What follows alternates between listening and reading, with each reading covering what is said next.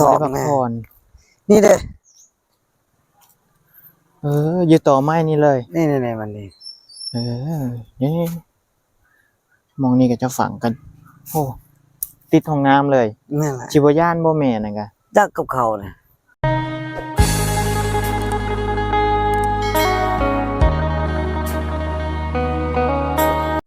กราบสวัสดีท่านผู้ชมทุกท่านยินดีต้อนรับเข้าสู่ช่องกับพี่ชาแนลวันนี้เฮาเดินทางมาหาน้องตุ้มพี่น้องก็แต่เมื่อคืนนี่ก็คือพี่น้องฮู้นั่นแหละพอดีเฮาเข้ามาแป๊บนึงแล้วก็เจ้าไปฝังลูกของน้องตุ้มมันเสียแล้วเจ้าก็เอาไปฝังพอดีเฮามาก็จะจับส่วนจำมักจกอหยังขึ้นมาว่าเด็กน้อยหันเสียแล้วตายแล้วเฮาก็ตอนเฮาอยู่ในรถนั้นกำลังสิลงไปเห็นคนหลายแตกอื่นๆอยู่แต่แรกคิดว่าเป็นปกติของบ้านกับเจ้าได้เพราะว่ามันเป็นเรือนกรรมเรือนดีหยังกับเจ้าก็พากันมาเล่นเบิดบ้านนั่นแหละพี่น้องเป็นเรื่องปกติแต่ก็ได้ยินข่าวปานนั้นก็อีต้นน้องแหละเพราะว่าอีกอย่างน่ะน้องตุ้มน่ะยังน้อยแฮงพี่น้องล่ะมาเป็นแม่คนว่าซั่นซะพี่น้องมาเป็นแม่คนยังบ่ทันได้มีความรับผิดชอบอิหยังซ้ำทั้งผัวแล้วก็ทั้งเมียผัวน่ะก็เฮาก็บอกหลายอันได้พี่น้องเมื่อวานนี้ก็เรื่องสุมไฟน่ะก็บ่แรงได้ตามที่พี่น้องเห็นนั่นแหละเฮาบอกว่าบ่อันนั้นเด้อบ่สุมไฟใส่น้องหลายเด้อเพราะว่ามันร้อนแรงอากาศน่ะก็โคตรร้อนเลยเมื่อวานนี้พี่น้องอยู่ซื่อๆแบบเฮานั่งธรรมดานี่ก็จนอยากเป็นวินแล้วนะบัดนี้สุมไฟใส่เอาถ่านจนเต็มพี่น้องแล้วก็ตอนCopyถ่ายน่ะเห็นเราอันดังไฟดังนั้นธรรมดาเขาบอกหั่นบอกให้ดังอย่าลุ่มถ่านมันติดแล้วจังเอาขึ้นไปเทิงเอาขึ้นไปให้น้องตุ้มนั่นแหละพี่น้องเราหันเอายางนั่นแหละไปจูดอูดอยู่อันในเรือนก็ตามที่พี่น้องเห็นเรือนนั่นก็น้อยๆแล้วก็เราเอาผ้าห่มนั่นแหละพี่น้องเอาผ้าห่มมาปิดบ่มีอากาศถ่ายเทเลยนะอากาศก็บ่เข้าแล้วก็บ่ออกอีกนะแล้วก็กังวลเรื่องฝนตกแน่เมื่อวานนี้เพราะบอกเราใส่หลบสอนเราตั้งแต่เกือบฮอดเดือนแล้วเด้อพี่น้องคันผู้ใดเบิ่งคลิปบ่ใจก็น่าจะฮู้แล้วก็ยังบ่ทันเฮ็ดเมื่อวานนี้พายุเข้าพี่น้องอยู่ๆก็พายุเข้าก็ย้านฝนตกถ้าฝนตกนี่บ่มีวันอยู่เด้น้องตุ้มเพราะว่าเรือนก็มีแต่เท่านั้นมื้อนี้นะเข้ามาหาน้องอากาศก็ยังร้อนคือเก่าอยู่พี่น้องก็พอดีซื้ออันนี้หมูหยองพี่น้องกับแม็กกี้แล้วก็เข้าไปหาซื้อข้าวเจ้าประมาณ3โลมาให้น้องหงเพราะว่าเป็นแม่ลูกอ่อนก็กินยากเพียงยากลูกเสียบัดนี้ก็คืออย่างหนึ่งคือย่านน้องบ่กินข้าวคันว่าน้องตุ้มกินข้าวได้ปกติก็ยังไข้แน่พี่น้องเพราะว่าต้องฟื้นฟูสุขภาพดูแลสุขภาพตัวเองแน่เฮาไปหาซื้อหมูหยองเนี่ยพี่น้องหาซื้อยากขนาดเลยจนไปหามินิมาร์ทจนสิฮอดเรือนน้องตุ้มนั่นน่ะพี่น้องจังมีนี่ก็พี่เอาอันนี้ไปให้บ่ใจไปให้น้องตุ้มก่อนเพราะว่าให้น้องเอาไปหุงข้าวเจ้าก็กินข้าวเหนียวมันก็บ่อยากปานใดพี่น้องนอนอยู่พื้นนั่นเลยบ่ได้นอนเลยมันวันนี้นอนอยู่ในเอ้าสบายดีเด้อมาแต่จักโมงสิเจ้าน่ะไอ้เสาแต่เช้า เช้านี้มาเมื่อคืนนี้ตอนจะเมื่อนั่นลูกของน้องตุ้มน่ะเสียแล้วมันบ่ตอนจะไปก็พอดีออกมาฮู้ข่าวว่าเสียเจ้ากับเมื่อเฮือนไปเบิ่งลูกเนาะลูกก็บ่สบายอีกกลับมาอีกบ่เมื่อคืนนี่นอนโชคเฮาจะจันน่ะอยู่เฮือนบ่กลับอีกเออกินข้าวกินน้ำแล้วบ่มื้อนี้นะกินแล้วน้องตุ้มแกกินข้าวได้บ่โดยกินได้เนาะยานอย่างหนึงยานน้องบ่กินข้าวนั่นแหละยานขึ้นหลายกินหน่อยนึงนะกินนิดนึงเนาะหิวก็กินซ้ำใดซ้ำหนึ่งนั่นแหละพี่น้องพอน้องตุ้มก็อยากนอนแม่นบ่ตอนนี้น่ะสบายย่าหามันกินไก่ๆอ่ะยังฮักเด้อนี่โอ้ฮาบิลลี่บ่เอาโต๊ะมาให้นี่ใครเนี่ยก็จะจังมีบอลนั่งเมื่อวานนี่น่ะเขาเจ้าปู่พากันนั่งอยู่พื้นน่ะเนาะนั่งอยู่พื้นอันนี้แหละมันยากพี่น้องคนในบ้านมาก็หลาย ตอนแรงนี่ก็ยังคลายนิดนึงเพราะว่ายังมีบ่อนนั่งให้กับเจ้า เจ้าก็ไปฝังนำกับเจ้าว่าเมื่อวานนี่เจ้าก็ไปฝังบ่เมื่อวานนี่เดี๋ยวว่าจะเมื่อก่อน เอาเมื่อก่อนเขาพังเอง ก็เจ้าไปฝังเนาะเดี๋ยวพาพี่น้องไปเบิ่งบ่อนกับเจ้าฝังให้พ่อลงตุ้มพามาย่างเบิ่งพี่น้องเฮาว่าสิมาคนเดียวบ่กล้ามายันไปเหยียบบ่อนเพิ่นฝังบ่ฮู้ว่ามองใดมื้อแต่ว่าอยู่แถวห้องน้ำนี่เนาะ แม่นล่ะ เจ้าบ่สบายบ่เดี๋ยวนี้น่ะ แม่นล่ะบ่สบาย พ่อน้องตุ้มก็บ่สบายพี่น้อง ต่อ ไปพัก แม่ ผ่อน นี่เด้ อยู่ต่อไม้นี่เลย นี่มันนี่ นี่มองนี่ก็จะฝังกันโอ้ติดห้องน้ำเลย แม่นล่ะ ชิบย่านบ่แม่นั่นกะ จักกับเขาน่ะคนอยู่บ้านเขา คือว่าเด็กน้อยเนาะบัดนี้ คุมกำเนิดเนาะมาตั้งฮอนแดดยันจะเป็นวินอีก อืม คุมกำเนิดคันเป็นแต่ไปฟังเข็มได้ก็ไปฟังเข็มทั้งแม่ทั้งลูกกันแหละเนี่ยเจ้าก็อยากไปบ่ได้นี่ โดยแม่นล่ะ ไปมันก็สบายแน่ลูกเจ้ากับเจ้าคนก็ค่อยลืมละ 8 คน โดย แต่ว่าเรื่องเฮือเรื่องหยังนี่ยังบ่ทันมากเด้อติ ยังอยู่ อย่าฟ้าวมากดอกค่อยว่านะอันนี้ค่อยบ่อยากปานใดอีหลีได้สิมางเอาไม้เฮือนไปให้ลูกเฮ็ดดอง แต่งเอาเมียไปหาพักผ่อนซะยันเจ้าเป็นวินอีก วินหัวบ่เดี๋ยวนี้น่ะ เป็นหัวใหญ่ๆหาน่ะ หาเหอะ หาได้เครื่อง พักผ่อนน่ะสิเจ้าก็ เมื่อคืนนี้มุดคืนมานอนเช้านี้ก็บ่มีอันกินข้าวก็กินกับต้มไข่กับอันก็มีกลัวนั่นน่ะ บ่ซั่นก็จะกินอันนั้นมีก็ได้ มีสด แม่อะไรตัวนั้นเลยสดตัวนั้นเอาหาเลย กินธรรมดานี่ เขา กิน รู้ ฮ้อน เลยละไข่ไก่นั่นน่ะไข่ไก่มันทันสุก จะกินไก่ๆบ่สุก แม่นแหละ โอ้ ลวก จะก็บ่เฮ็ดให้มันสุกซั่นน่ะต้ม จะต้มมีกินจังหน่อยนะสดน้ำร้อนๆมันจึงมีแห้งเข้าใจบ่เดี๋ยวค่อยสิไปหาพักผ่อนซะได้จังได๋เดี๋ยวค่อยไปถามเบิ่งลูกจักหน่อยหนึงเบิ่งไอ้สิบอกเรื่องต้มเด้ออันนี้นะจะบอกผัวจะบ่ต้องอัดเด้อมันบ่มีอากาศเข้านี่เจ้าหายใจบ่ได้ดเราเอาผ้าห่มอันนี้นะพี่น้องมาบังประตูคือตามที่พี่น้องเห็นเบิ่งมันบ่มีอากาศถ่ายเทเลยได้อีหละจะกินข้าวอยู่บ่ กินละ กินได้บ่อันนี้เด้ข้าวเจ้าเจ้าหุงเป็นอยู่บ่ล่ะ เอาไป บ่เป็นผัวจะได้เป็นบ่ เป็น คันผัวจะหุงเป็นก็ให้ผัวจะหุงเด้อ เนาะ คันจะกินข้าวบ่แซ่บแล้วจะกินอันนี้ก็ได้มันเป็นอาหารแบบคนเกิดลูกใหม่เห็นแล้วพี่น้องว้าขวัญหุงข้าวเจ้าแล้วก็เอาหมูฝอย อันนี้แม็กกี้นี่ก็ยอดเอาก็ได้คันจะบ่ลึงกินเขาจะยามันบ่แซ่บก็บ่ต้องใส่หลายใส่หน่อยนึงบางทีจะเคยกินอยู่บ่แม็กกี้นี่ ก็ เคยก็น่าจะลึงรสชาติอยู่ให้บ่อีหลาเมื่อคืนนี่ให้มันคืนบ่ไอ้เบิ่งหน้าเจ้าคือบวมแฮงเลยเจ้าคิดหลายมันบ่เดี๋ยวนี้คิดฮอดมันบ่ ลอง โอ้ยที่แท้น่ะแม่ก็ยังน้อยๆนึงพี่น้องจะได้อาบน้ำอยู่บ่อีหล่ะ อาบน้ อาบอยู่คันบ่อาบบ่ได้เด้อากาศมันร้อนโพดอันนี้ก็คือกันน้องตุ่มบอกผัวจะอย่าเอาใส่หลายเด้ออันทานนี่นะถ้าสมมุติว่าเราสิดังไฟนี่ให้เราไปดังอยู่ลุ่มก่อนมันติดแล้วจังเอาขึ้นมา เจ้าคิ้วบ่คิ้วขนาดอันนี้ได้พี่น้องไม้เป็นไม้แบบนี้นะบ่จำเป็นก็บ่ใส่มันควันท่านเนี่ยเบิดละ ำยัง ยังอยู่คันยังแล้วใช้ท่านเอาอีหล่ะหมดไม้มื้อนี้นะมันควันมันขิวจะได้มันบ่มีอากาศอีก เฮ้ย หายใจก็บ่อยากได้หมดอันนี้นะหายใจยากบ่แต่เข้ามาแป๊บเดียวนี่ก็ยังเว้าบ่ยังรู้เรื่องอะเด้อพี่น้องอันนี้ก็บ่อัดก็ได้ให้ลมมันพัดเข้าแน่ผ้าห่มนี่นะ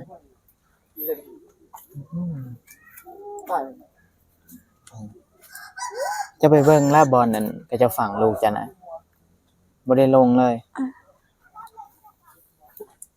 จะฮู้อยู่บ่ก็จะฝังหม่องไหน โอ้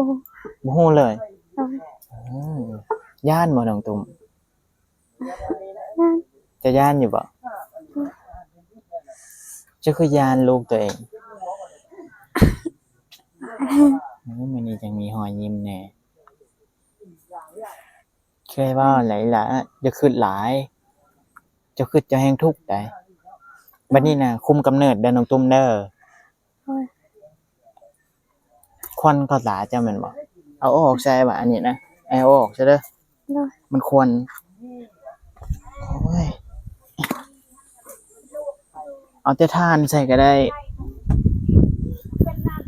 มาแล้วมันจะดังใส่เทิงนี่แหละพี่น้องเครื่องเฮือนนั่นแหละอันตัวเตานี่ก็จะอยากไปฟังเข็มได้ป่ะนี่ไปบ่คืออีกป่ะนี่ ใช่ไหม บ่ไปบ่ได้เด้ตรงตุ่มจังหน่อยเจ้าก็มีลูกอีกได้แม่เจ้าก็สิไป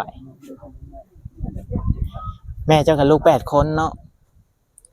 ให้น้องเจ้ามื้อนี้ยังดีอย่างหนึงคันว่าอันนั้นเห็นน้องตุ้มมีรอยยิ้มแล้วพี่น้องเมื่อวานนี้เมื่อวานเจ้าให้เบิดมื้อแม่นบ่อีหล่ะ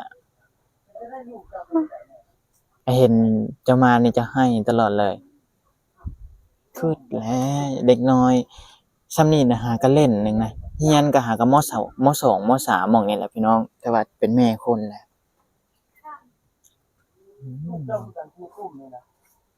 มื้อนี้เห็นรอยยิ้มน้องก็ดีอย่างหนึงพี่น้องยังคล้ายๆแน่จะสิไปเบิ่งบ่อีหล่ะ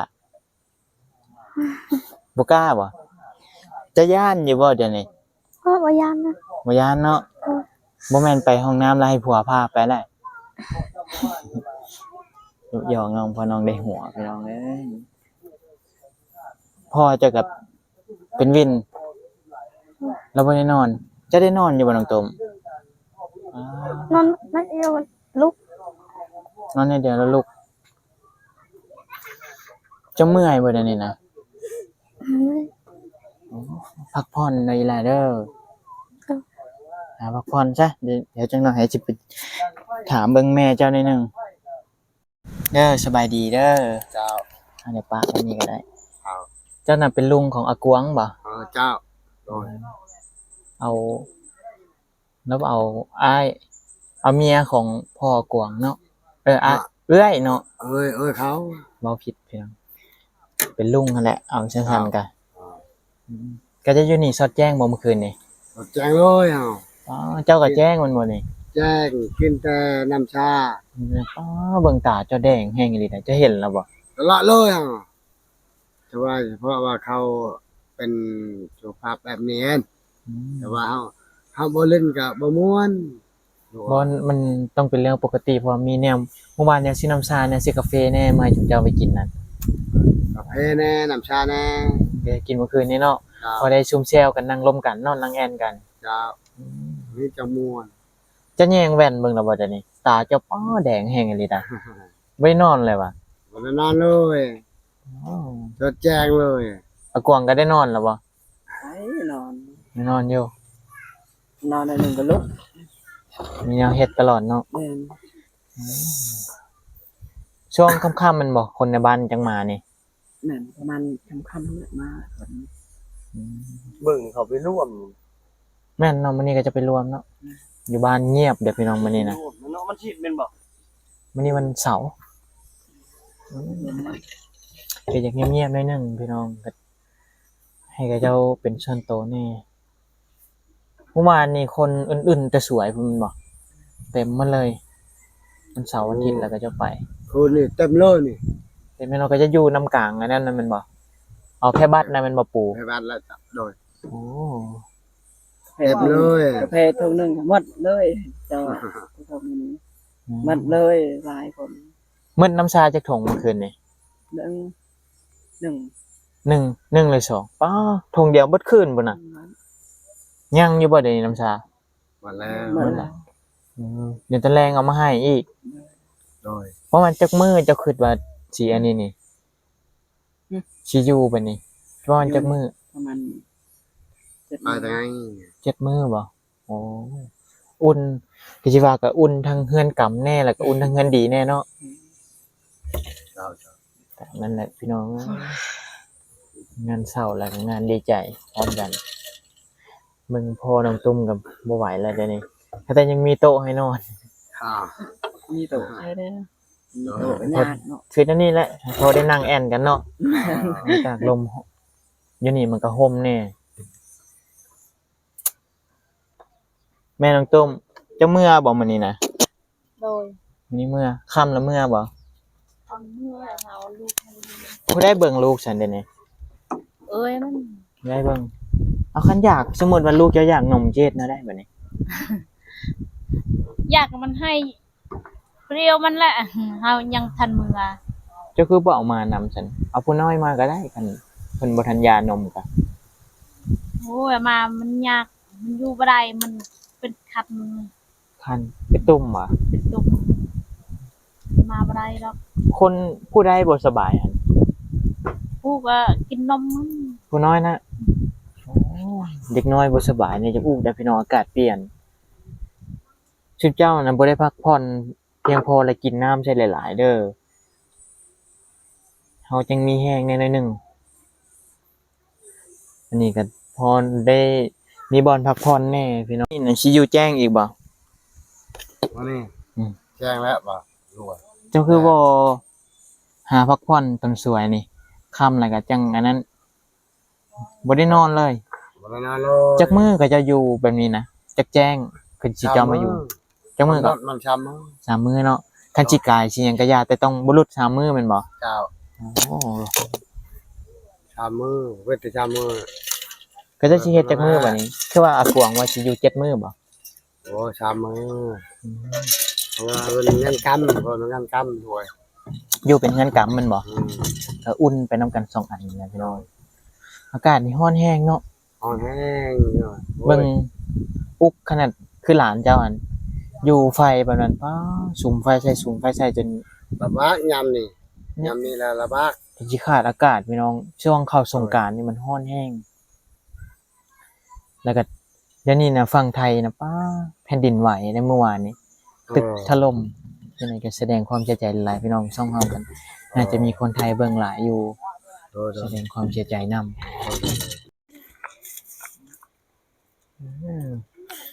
สุมไฟใช่บ่กวางอย่าใช้หลายเลยเด้อไฟนี่นะลุกบ่ได้เมียน่ะก็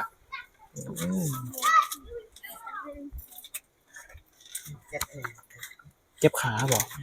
โอ้นั่งหลายเนาะ อยู่แค่จะมีตลอดบ่ได้แบบนี้ ต้องได้ยืดนะยืดมันมีตลอดเด้อบ่ได้เลยขาเฮาปั้นตลอดเลย นะ นั่งลงกับกองนั่งลงเดี๋ยวสิบอกหน่อยหนึงเจ้าน่ะหุงข้าวเป็นเนาะ นึงเขาเป็น หุงข้าวเจ้านี่แหละ ข้าวจ้าเนี่ยบ่เป็น อ้าวได้ เอ้ยค่อยเฮ็ดให้ ให้เอ้ยเจ้าเฮ็ดเด้อ แม่น มันก็สิกินง่ายกว่าแน่กวางคันที่เจ้าเฮ็ดข้าวเจ้าน่ะ นะ มันตุ้มนี่ก็ร้อนแห้งเดี๋ยวนี้อากาศมันร้อนเนาะเป็นไปได้ก็จะให้เอาเครื่องมาไว้ฟังนี่เอาบัดเจ้าไขละเอาผ้าห่มนี่ออกไฟมันจังบ่ฟงถึงตุ้มเด่นถึกมื้อนี้กินลาข้าวสวยนี่ กิน ข้าวนั่นก็คันเอื้อยเจ้าว่างนั่นก็ให้เราไปเฮ็ดให้โลด น้อย เฮ็ดไว้แล้วยากแล้วกินนั่นนะ นะ บ่แม่นว่ายากแล้วจังเฮ็ดเพราะว่ามันสิดนเอาวันนี้น่ะอยู่ดีมีแฮงเด้อ โดย เจ้าสองผัวเมียก็สู้ๆเด้ออย่าพากันขึ้นหลาย โดย เดี๋ยวตอนแรงน่าจะได้เอาน้ำชามาให้เพราะว่าน้ำชาเบิดแล้วแมันบ่ มัน ศพหนึ่งนี่หมดคืนเนาะ เอา มันจะหมดอยู่ จะอยู่กะว่าประมาณจักมือ3มื้อบ่ฮอดบ่ แม่นฮอดละ3มื้อ ถามเพิ่นน่ะเพิ่นว่าบ่ต่ำบ่ลด3มื้อเนาะ แม่น เอาอยู่ดีมีแฮงสุขภาพแข็งแรงเด้อทั้งผัวทั้งเมียเอาสบายดี สบายดี บ่ไหวเลยหาพักผ่อนซะจังนะโอ้มื้อนี้ก็สิได้แจ้งอีกแล้วคันว่านั่นน่ะบ่ได้คัน เฮาบ่ได้พักผ่อนหลายมื้อนี่ถ้ามีโอกาสป่วยนี่ก็ง่ายพี่น้องพักผ่อนนอนให้มันเพียงพออย่างขี้ร้ายก็ให้ได้มื้อละ8ชั่วโมงพี่น้องเดี๋ยวก็ปีสิพาเบิ่งเฮือนน้องตุ่มนะเฮาก็บ่ได้ถ่ายเฮือนน้องตุ่มเอาฮอบให้พี่น้องเบิ่งเลยนะอันนี้เป็นแม่ของน้องไปบ่เจ้าคันนั้นไปฝังเข็มนี่ไปบ่คุมมดลูกคุมลูก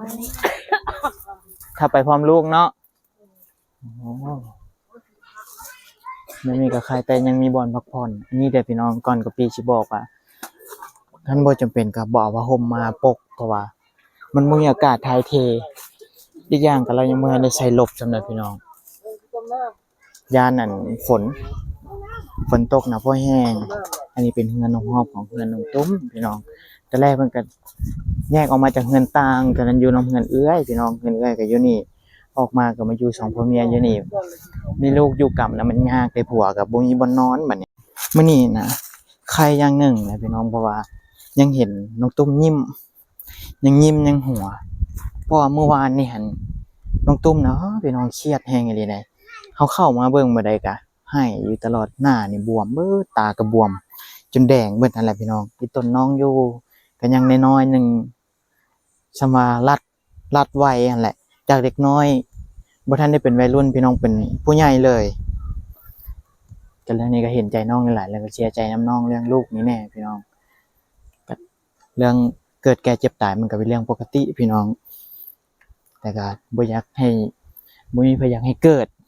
โอเคพี่น้องขอให้ทุกท่านอยู่ดีมีแรงสุขภาพแข็งแรงผิดพลาดประการใดก็พี่ก็ต้องขอโทษขออภัยไว้ณที่นี้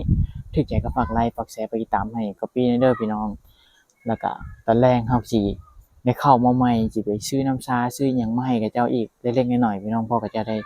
นั่งซุ่มกันเมื่อวานนี้ซื้อน้ำชามาให้กับเจ้าก็เจ้ากินตอนนั้นนั่นแหละบ้านนี่นั่นก็เจ้าบ่ได้กินเหล้ากินเบียร์ส่วนหลายนะกินน้ำชาแล้วก็มีกาแฟแน่ซื้อมาให้กับเจ้าก็พอดีนั่งลมนั่งแอ่นก็ได้จนแจ้งพุ่นแหละพี่น้องโอเคเดี๋ยวคลิปนี้ก็ปีก็ต้องขอบคุณขอบใจท่านผู้ชมที่เบิ่งจนจบคลิปแล้วก็ทางผู้ใหญ่ใจดีทีมงานเอตุนเอเป้แล้วก็ทีมงานแม่เมฆพี่น้องที่สนับสนุนเฮามากับหนุนหลังเฮามากระดนนะพี่น้องซื้อเครื่องซื้อของมาไว้ติดรถบางคนที่ว่าขาดเขินอีหลีเฮาก็แบ่งปันให้กับเจ้าพี่น้องเดี๋ยวพบกันในคลิปหน้าเดี๋ยวสำหรับคลิปนี้ก็ปีสิขอตัวไปก่อนพี่น้องสบายดี